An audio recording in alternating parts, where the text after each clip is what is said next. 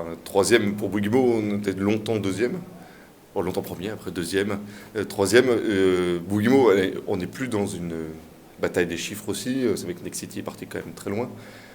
Aujourd'hui, notre ambition chez Bouygues Immo, c'est vraiment d'être leader dans l'expérience urbaine, de beaucoup plus travailler sur nos clients.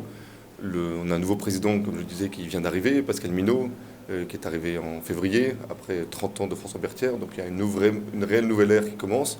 Beaucoup d'ambition, beaucoup d'énergie, beaucoup de volonté de faire les choses différemment, de faire les choses mieux, de faire les choses avec plus d'innovation, tout au service de nos clients, qui est quand même une énorme tendance du moment de beaucoup plus se concentrer sur nos clients utilisateurs, sur leur bien-être, sur les qualités d'usage de nos appartements et ce qu'on leur apporte en service.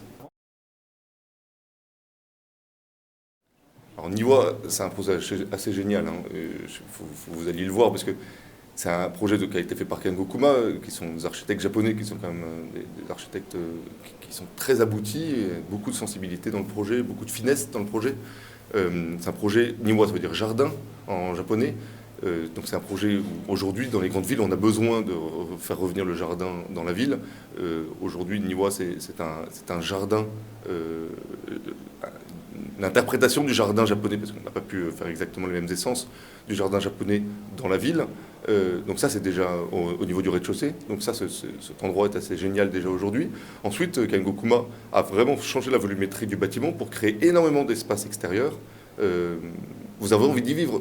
Quand vous allez dans ce projet, vous vous dites j'ai envie d'y être. Et avec un énorme travail sur la lumière. C'est vrai que cette sensibilité, je ne l'avais pas vraiment senti, même si on se pose toujours la question de la luminosité des appartements, de ne pas faire des pièces à vivre trop profondes. Ça, on a bien ces notions-là. Mais ils vont beaucoup plus loin. Et principalement, le Kengo Kuma va beaucoup plus loin dans son interprétation de la lumière dans le logement.